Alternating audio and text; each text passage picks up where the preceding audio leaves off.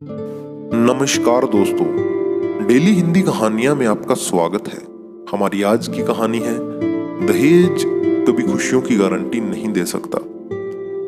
यह कहानी है एक सुंदर सी कन्या निहारिका की जो कॉलेज में अपना ग्रेजुएशन पूरा करती है और तभी उसकी मुलाकात एक लड़के रोहित से होती है। रोहित भी बहुत स्मार्ट और माता पिता का आज्ञाकारी बेटा है। दोनों एक दूसरे को पसंद करने लगते हैं। दोनों का ग्रेजुएशन पूरा होता है। राहुल अपने शहर में जॉब करने लगता है और लड़की भी एक अच्छी जॉब कर रही है। दोनों ने निर्णय लिया कि अब माता पिता से शादी की बात करने का वक्त आ गया है। लेकिन परेशानी यह है कि दोनों की कास्ट अलग अलग है। रोहित के समाज में दहेज बहुत जरूरी है, जो कि नगद में होता है। उसके अलावा कई तरह के गिफ्ट्स और गहने की भी मांग की जाती है। रोहित ने निहारिका को यह स्थिति स्पष्ट की और कहा, घर वालों को मनाओ, अगर तुम सभी मांगे पूरी करवाती हो तो मेरे माता पिता तुम्हें पलकों पर बिठाएंगे।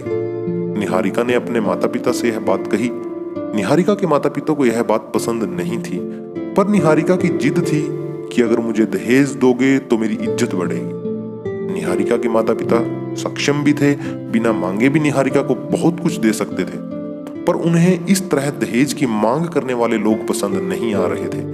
लेकिन माता पिता निहारिका की खुशी चाहते थे। उन्हें यह डर था कि उनकी बेटी ये ना सोचे कि वो अपनी बेटी को कुछ देना नहीं चाहते, इसलिए उन्होंने सभी शर्तें मानी। शादी में रोहित को कार, फ्लैट, फर्नीचर के साथ 50 लाख नकद दिए गए। साथ ही निहारिका को भी गहने दिए गए और सभी रिश्तेदारों को गिफ्ट्स और कपड़े भी दिए गए। शादी बहुत धूमधाम से की गई, कोई कमी नहीं छोड़ी गई। निहारिका को मन ही मन यह गुमान था कि कास्ट अलग होने के बावजूद माता पिता ने उसकी शादी ससुराल के हिसाब से की। निहारिका को विश्वास था कि उसे बेटी बनाकर रखा जाएगा, उसे वही प्यार दिया जाएगा जो उसके माता पिता ने दिया, क्योंकि उसने अपने ससुराल का मान रखा है। निहारिका ने अपने घर से ससुराल विदा ली। ससुराल में बहुत ज्यादा पर्दा प्रथा थी। बहू को मनचाहा खाने तक की स्वतंत्रता नहीं थी।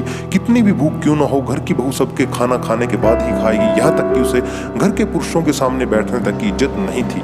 निहारिका ने इस बात पर ऐतराज दिखाया, पर उसकी किसी ने न सुनी। राहुल ने भी यह बोलकर मुंह फेर लिया कि यह तो परंपरा है। निहारिका को जो गुमान था वो धरा का धरा रह गया। उसे अपने माता पिता की बात याद आई। जब उन्होंने समझाया था तो वह उनसे बहुत लड़ी थी। उसने ससुराल में बात करने का फैसला किया। निहारिका ने अपने सास ससुर और पति से बात की, लेकिन उन्होंने नहीं सुनी और उसे बहुत बेरहमी से पीटा गया। निहारिका ने कभी ऐसा व्यवहार नहीं देखा था। उसे जिस लाए हुए दहेज पर घमंड था वह चूर चूर हो गया था।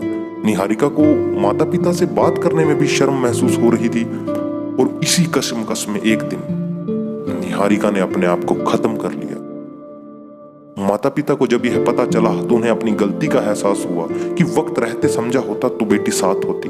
जो लोग दहेज पर बेटी की शादी करते हैं उनकी सोच हर तरह से छोटी होती है। जो बेटे को नीलाम कर सकते हैं वो किसी और की बेटी को कैसे अपनी बेटी बना सकते हैं।